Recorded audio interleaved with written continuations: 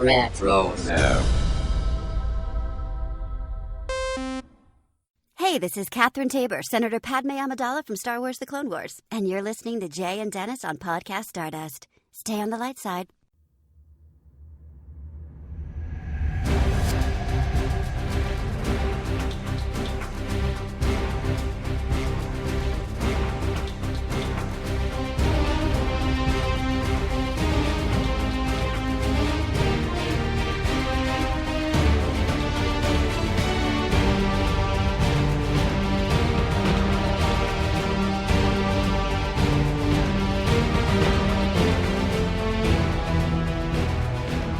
Welcome to Podcast Stardust. This is the fully armed and operational podcast dedicated to Star Wars news, reviews, and discussion.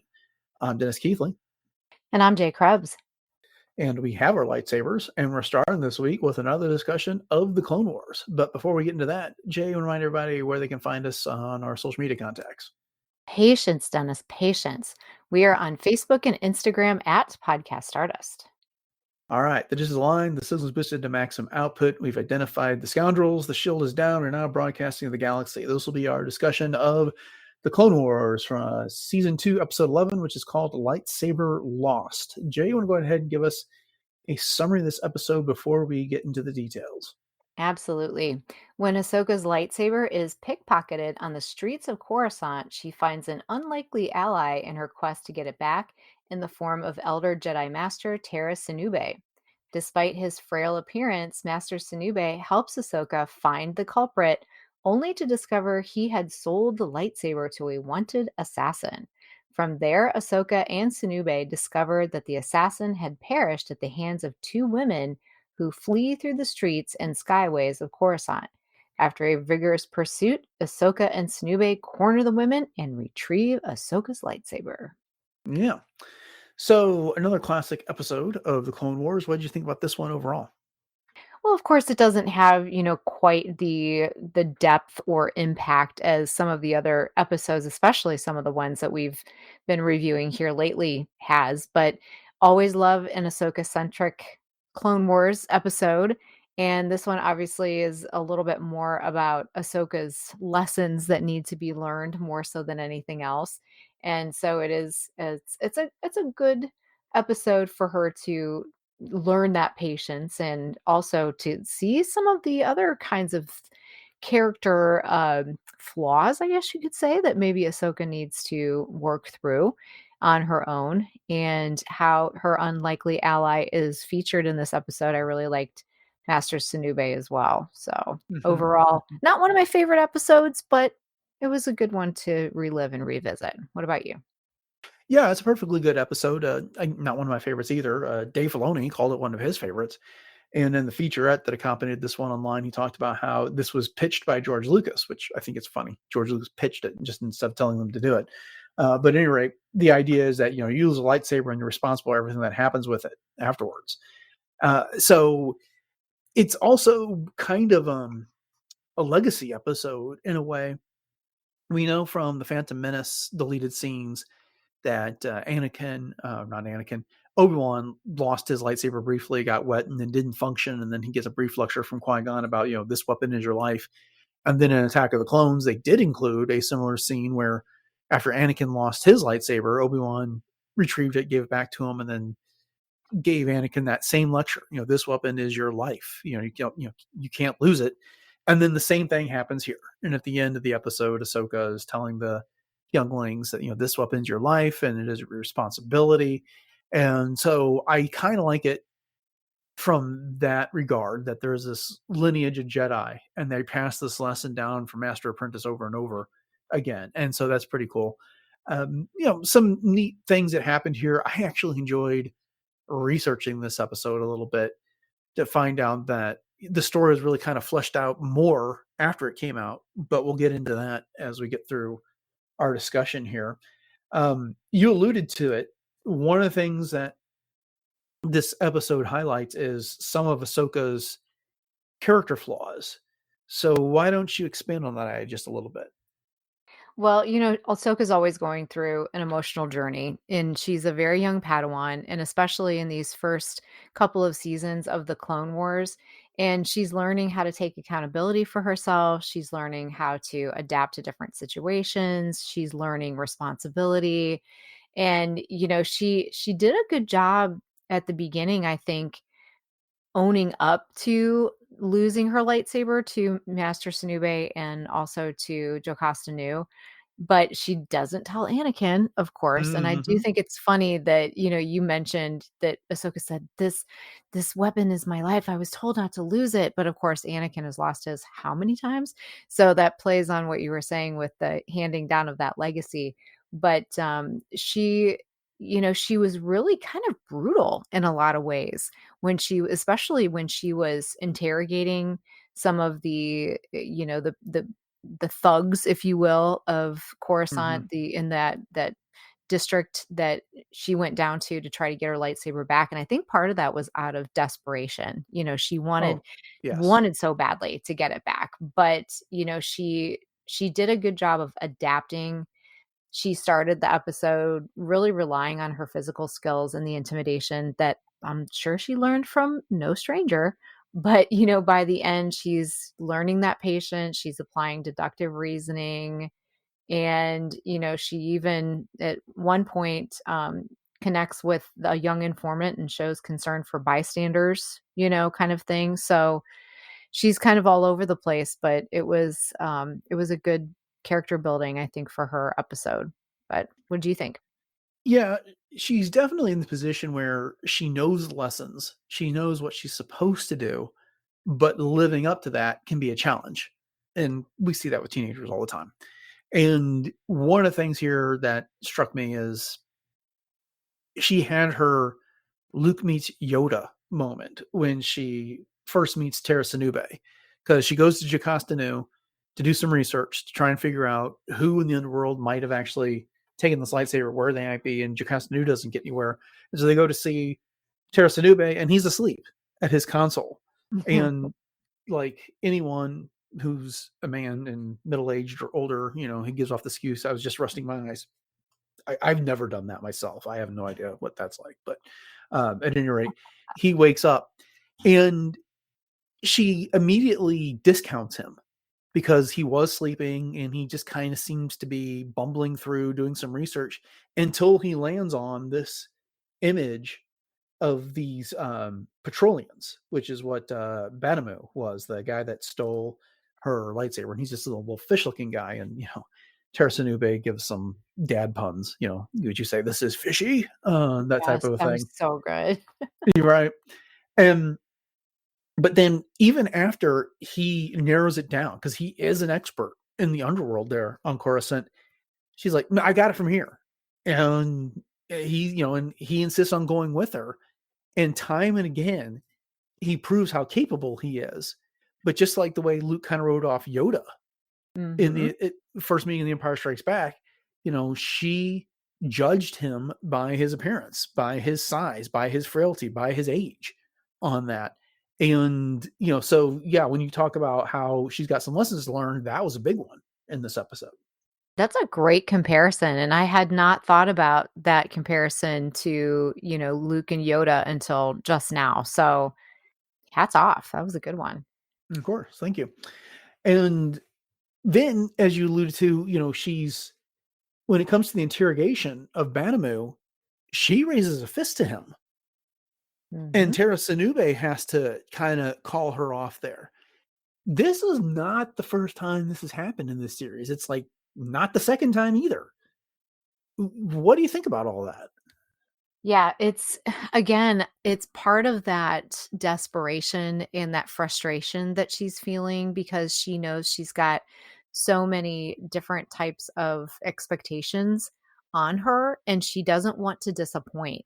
But yet she's not expressing them in the greatest of Jedi ways to try to get down to the bottom of what her needs are. And I think part of that is just her immaturity, as a teenager, but I also think that again, some of that is, as I mentioned earlier, she doesn't learn that from any stranger. She's seen Anakin do similar things to, interrogate or, deal with the different types of situations. So I think that's part of it as well. Yeah, and I think this scene is a good reminder that as much as we all love Ahsoka, and as you've talked about previously on this podcast, she's a character that was introduced to us as kind of an annoying little brat. And she grew on us over time. She evolved, she matured, but she's frequently lauded as like this perfect example of what a Jedi should be. Well, Hmm. that's not always the case. She's not human, but you know what I mean when I say she's human. She's imperfect. She makes mistakes. She will do things that she regrets later. We see that all the way in Rebels when she's reacting to what she thinks might be Anakin's presence when they encounter Darth Vader and she doesn't say anything or doesn't speak up to anybody. She has regrets throughout her life. And while she ends up later in life handling a lot of things in a more ideal fashion, she's not flawless. And I think it is a disservice to her character and her journey for us to kind of hold her up as this like pure example of what a Jedi should be at all times because she Oh, wasn't yeah. always that. I mean, she has her flaws. Right, absolutely. And I mean, and I think the first flaw in this episode was her mindset of believing that as a Jedi, her authority will keep her safe, because Hmm. she even pats her lightsaber, like, okay, Right. I've got this kind of thing. Yeah. Move And so, along. yeah, so it causes her to let her guard down. And, even though she's in a position of control and power, she was very much caught unaware of the chaos of real life. Mhm. And so it shows that she's not prepared or perfect all the time. What did you think of her decision not to tell Anakin? I'm kind of surprised at that because she's always been able to, at least up to this point, go to Anakin with everything. I mean, when she lost her clone troopers in battle, he was the one that talked to her about it and basically consoled her and counseled her about that. So it was a little surprising to me that she didn't go to Anakin and wasn't completely honest with him about what had happened, and she was covering it up until she got down to the archives and Mhm. was seeking other help. But I think part of that too is, again, she didn't want to let Anakin down and she wanted to prove that she was responsible. But to me, that really places a lot of emphasis on how important, and I understand that the lightsaber is important. It is important. It's a Jedi's weapon and it's part of who they are. And they go through a whole process to build it and make it their own. And definitely a symbol of the Jedi in and of themselves. But it's almost like, in a way, is it too much of a stress on that importance of the lightsaber to make it so she couldn't go to him? Does that make any sense? Yeah, yeah, I got a couple thoughts with regard to that. I mean, one, you're right, given how understanding Anakin has been. I mean, he's called her out when he's needed to. He's got his own flaws. I mean, he's not flawless either, but I think, over the course of the first season and a half of this, he's been a pretty good master when it comes Right. down to it there. And it's at some point we're all like disappointed. We all don't want to disappoint our parents, and obviously he's not her father, but it is a mentor mentee relationship, a parent child type of relationship in a way. Obi-Wan says when you've been to the Sith to Anakin, I raised you since you were a small boy, and there is some parental type of pride that comes in that. And the last thing you want to do is disappoint somebody in that type of position. But that's what they're there for, right? I mean, they mentor you through these type of things. They guide you, they counsel you through this. And so for her not to tell him, on the one hand, surprising, but I can also remember as a teenager when I made some goofs. It's like, if I can fix this without letting my parents know, that's the way I want Sure. to deal with this. And Exactly. we've all been there. And so I get that. But it is there is just kind of but she went to Jocasta and then she's talking to Tera Sinube like, you're counting on these people to keep this quiet and for some it not to get back to Anakin. And that's an incredible gesture of trust to do Mhm. in that situation. It So, is. yeah. Okay. Well, so she and Tara Sinube go out to track down the lightsaber, and we've already talked a little bit about the interrogation. Once they found Banamu, they go to a kind of a street vendor type of food place, and then they get the lead on what they need. And she's kind of throwing her weight around there as well. You're talking about things where it kind of calls her judgment into question a little bit. But then, she interrogates Banamu, and then she finds out that the weapon was sold to a Trandoshan named Knack Movers. I was really hoping to find that there was a story behind that name, because doesn't it Right. seem like there would be something? But It does seem like there should be. right. My research turned up nothing. But when they get to his apartment, he's dead. He's lying on the floor. He's been killed, and kind of hiding in the shadows is this woman named Ione Marce, who is at least that's how I pronounced it. How did you pronounce her name? Oh, that sounds right. Ione Okay. Marseille. Mhm. Right. And she is a Salinga female, very unusual looking person. Her eyes aren't horizontal, they're vertical. Right. And that kept throwing me off, probably Mhm. more than anything I've seen out of an alien in a long time. I agree. Yes, and because you're not used to that weird way that the eyes opened and closed, and even her mouth was a little off-putting too. So, and I Mhm. think too the irises being so green was another thing. But yeah, very interesting Yeah, character. and so she was voiced by Meredith Salinger, who did the voice of Barra Safie in the Clone Wars. And until I looked that up today to get ready for the show, I was like, "This is driving me nuts. Where have I heard this voice before?" Mm. It's like, is it Cat Tabor? Is who? And it obviously was not, but it was, anyway. So it was fun to discover that.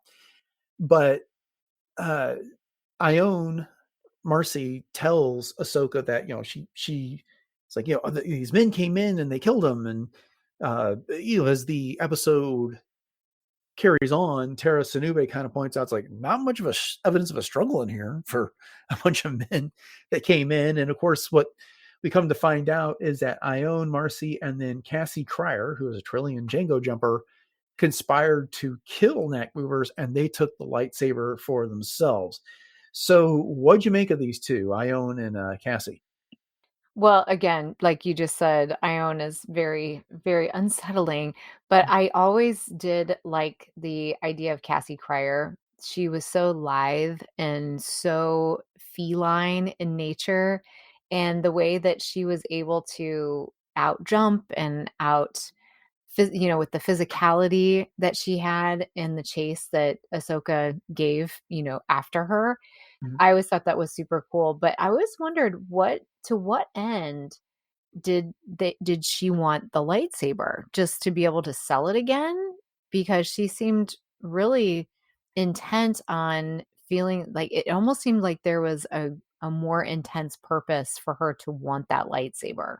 Did you pick up on that? Yeah, and if you go to Wikipedia, they cite to a bunch of sources on these two, and I was kind of talking about how this story's been fleshed out subsequently to its airing here. And the backstory to all of this is that Ione Marcy is Nat Moore's girlfriend, an odd pairing. He's a Trandoshan, she's this Salinga, and he's enormous, and she's much smaller. And Cassie Cryers, whose first name is actually Cassilita, it was a known mercenary that had some skills, and a bunch of people wanted to get to Knack Movers because he is this reputable assassin, and he tends to kill his victims with poison. And so Cassie moves into their apartment, and at some point, Knack propositions her, and this doesn't go over well with anybody. So Cassie and Ione conspire to get him out of the way. And I think it was as much about getting him out of the way as it was the lightsaber. And the fact that he had this lightsaber was almost kind of fortuitous for them. It's something that she could use if she wanted as a weapon. And we already learned earlier in the episode that it was worth 20,000 credits on the black Mhm. market, if not more. So it's a potential source of wealth for these two as well. And so again, it seems like they really invested in the backstory of this episode when it came down to it. I was surprised to hear that not that they put thought into it, but they put as much thought into it as all this.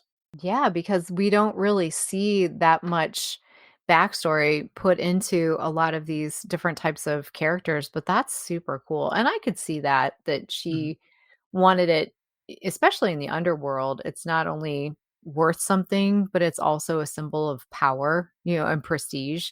especially Mhm. being able to say that you own a lightsaber from a Jedi. Yeah. I think the other thing that comes down to it is there's just a little bit of social commentary here where, when it comes to Ione, she's kind of been at the mercy of knack movers all this time. And Mhm. then Cassie gets brought into this. Those two develop a relationship that's suggested in the subsequent material. Star Wars Common Villainy Case Files of the Galaxy's Most Notorious was one of the ones that they quoted quite a lot on the Wikipedia Mm. page, is Okay. that these two had developed a relationship of their own, some sort of romantic relationship here. And so all of this was their escape. And they're living in the lower levels of Coruscant, where things going on in 100 levels, 200, 300, 1,000 levels above them, where the rich, the wealthy, the famous, the important people are, and they never take notice of what's going on in these lower Mhm. levels. And so this is this is an escape. This is an opportunity for them to get to some sort of different life when it comes down to it. And so, yeah, when we were talking about desperation for Ahsoka to get the lightsaber, there's desperation on their part. This may be their ticket out of here at the end of the Oh, day. yeah. Yeah, Yeah. that's true. That's true. Mhm. And you know what just hit me too is that this in some way mirrors the oh shoot, their names just escaped me. The sisters in season 7, The Martez the sisters. Martez sisters, that Ahsoka ends up befriending. So it's Mhm. it's kind of a weird mirror image of that in some ways. Yeah, everyone's running a racket. Everyone's got their goal and their vision and their dream of getting out from the underworld, these lower levels, and this was their opportunity, so they acted on it and ended up putting a lot of people in danger in the process. But Right. so there is this pursuit through the the streets, the alleys, the skyway of Coruscant, with Cassie doing these incredible feats of jumping. Now, we called her a Terrelian Jango jumper. That's the name of the species. I don't know that Jango jumper. I did think it was funny that Jango was in the name, Right. since that is the template for the clones. But uh, she was based off of a concept that Ian McKay came up with for the Sith in the Phantom Menace. So what was Darth Maul was going to be, and I so wish I could get my hands on the Art of book for the Phantom Menace, but I couldn't find it to see that, because I remember seeing that before, and it completely jogged my memory when I saw that. But while Ahsoka's in pursuit, Tera Sinube is kind of taking the slow route. He stays behind with Ione and kind of talks to her and he gets the truth out of her, and then plants a tracker on her back so that when she flees, leads them right to Cassie. They get on a train. There's a showdown there. You kind of made an allusion to that. But one of my favorite parts of this whole pursuit is that there's these billboards that Cassie is jumping across and Ahsoka's pursuing her, and then Cassie keeps like disabling them so that they fall out of alignment while they're hovering there. But one of them is a big video presentation of Palpatine giving a speech, and he's talking about how there's these rumors going around that the Jedi engineered the Clone Wars in order to consolidate power, but he's here to refute that. He won't stand for these rumors that the Jedi are fighting bravely for the galaxy. And I was like, that was genius. I Yes. loved that little thing that they included in here because it so goes to set up everything Palpatine says in Revenge of the Sith. Oh, yeah, absolutely. And it's so great too to see how there's that type of visual representation of Ahsoka looking like this little ant Mm-hmm. on Palpatine's image. And I thought, oh, how is that totally foreshadowing how the Jedi end up being seen against the might of Palpatine and the Empire? You know what I mean? Yeah. And then the contrast is the Zillo Beast episode. When the Zillo Beast is like Oh, rampaging yeah. through Coruscant and he sees this big image of Palpatine talking on a giant screen and he attacks it. And so, That's you know, right. you have the giant monster in one of these episodes, you have the tiny little Ahsoka in another. Mhm. That's So, great. Love that. Yeah, and now that you mentioned the, concept for the Darth Maul type Sith in The mhm. Phantom Menace, I remember seeing that now because that was one of the first images that was brought out, and it was considered too scary. Is Yeah, that the one you're referring to? there's Yeah. yeah, I mean, yes, there was a lot of great concept arts there, even including a child type character. I remember Mhm. if you watch some of the making of the Phantom Menace, and George Lucas looked at that and says like, "Oh, we clearly have some parents here in the art team." But some fun comments from George Lucas when it comes to the making of the Phantom Menace there. Then we get the scene during the pursuit where Cassie finally gets cornered on the train, and she takes a Twi'lek woman and her daughter hostage, and Ahsoka tries to make a deal with her, release them and take me. You know how valuable I am. The Jedi will pay a lot more for me here. And so we just kind of commented on Ahsoka's flaws, but that was a very mature, brave thing for her to do in that position. It was indeed, and the only drawback to that, though, is how is she going to explain to Anakin how she ended up in that position, or to the rest of, the Jedi Council or whatever for that matter? Because obviously this was a snowball type of situation that was happening to her, and again, I think it was more out of almost desperation to get her lightsaber back, and I do Sure. believe that she wanted to save the mom and her daughter as well. But then again, it was also a last ditch effort to try to get that back. Well, and I think, for the criticisms that we had of Ahsoka, I also think that she is wise enough to know where it's one thing for her to go behind Anakin's back to try and get back this lightsaber, but when people's lives are on the lines, she's got to do Right. the right thing Oh when yeah, it for when sure. it comes down to it. And so that's what she's doing. She is taking to heart the lesson that comes at the end of this episode, which is this lightsaber is your life and it's also a responsibility. And so, she knows that she's responsible for the situation, that Cassie is now threatening people with her lightsaber. And while it was theoretical that Cassie could do some damage with this before, Ahsoka's pursuit is making Cassie do desperate things, including threaten the lives of these two people in Mhm. this moment here. And so she has to do something to defuse the situation. Mhm. No, it's true. Yeah. Good point. And then of course, Tera Sinube proves that, slow and steady wins the race, and he shows up there as the train comes to a stop and then pulls a lightsaber out of his little walking stick and disarms her and smacks her with a stick. So kind of like that Nice. moment as well. So Very um cool. yeah, it's funny like this. I can't remember if we see Tera Sinube again in the Clone Wars, but do you remember seeing his fate? What ultimately happened to him? Oh yeah, wasn't he frozen? Was it in the Inquisitorius or what? Right, yeah. In the Okay. Obi-Wan Kenobi series, when they get to the Fortress Inquisitorius, Yes. we see him encased in something. I'm not entirely sure what it is amongst the collection of Jedi that the Inquisitors had there in their palace. Mhm. Yes, poor Master Sinube. Yeah.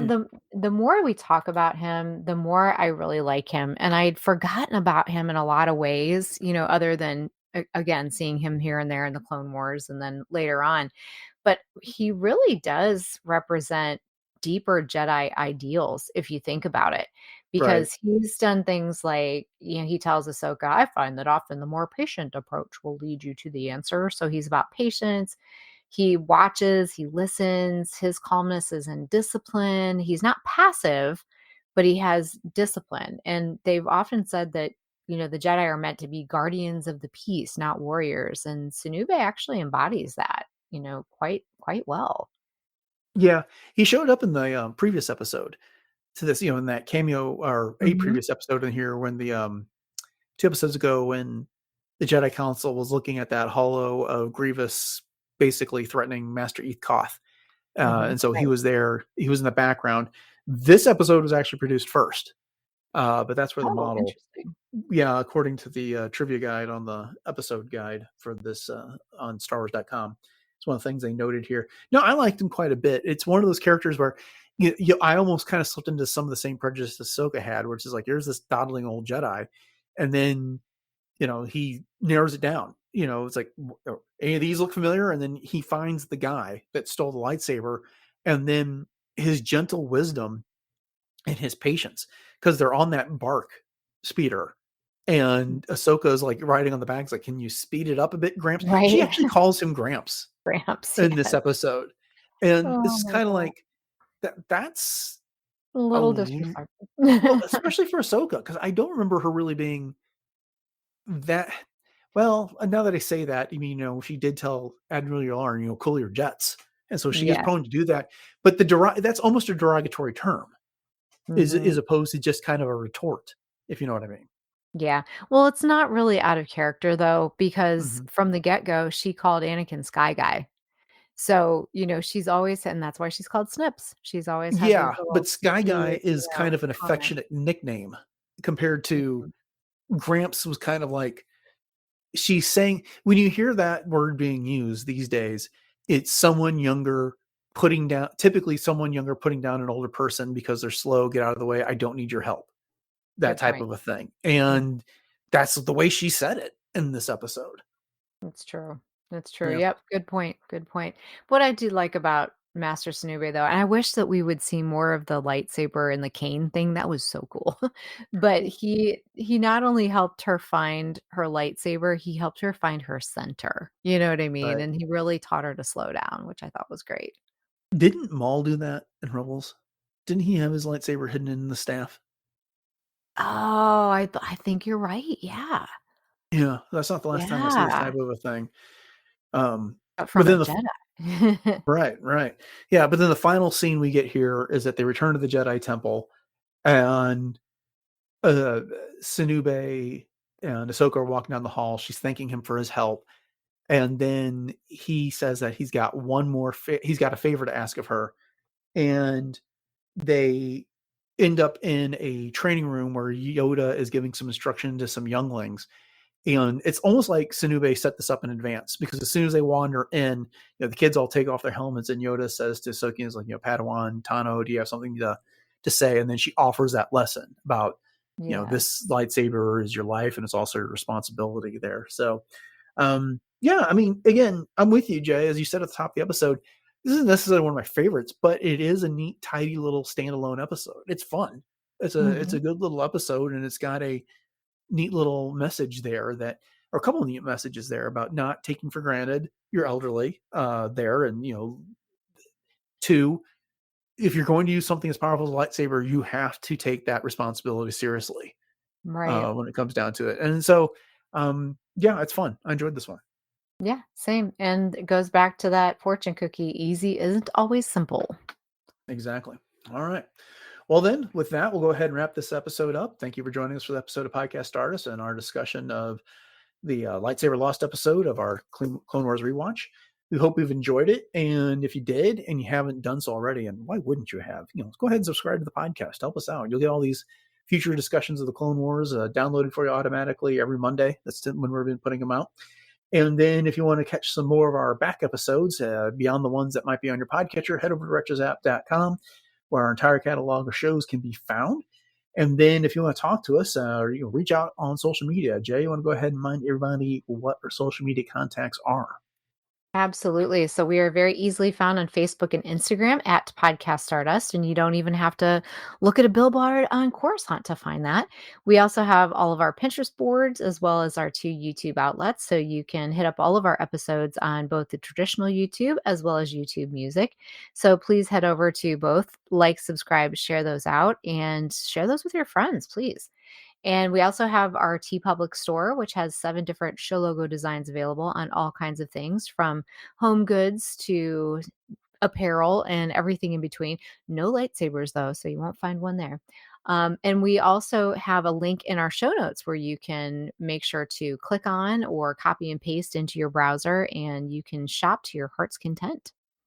All right. Do you want to remind everybody where they can find you and your cosplay adventures? Sure. So speaking of Ahsoka, you can find me as Ahsoka from seasons 3 through 6, actually, of the Clone Wars, as well as my two different versions of Hera, Fourth Sister, Leia, my Mandalorian, all very conveniently on Instagram at j.snipscosplay. All right, upcoming on the show on Wednesday, we're getting back into some High Republic comics with a discussion of Fear of the Jedi issues 1 and 2. And then on Friday, we get back into the news, discussing the latest in the galaxy from far, far away. And if there's no news, we'll find something else to talk about, but we'll see. Just make sure you subscribe to the podcast, then you'll get that episode when it comes out.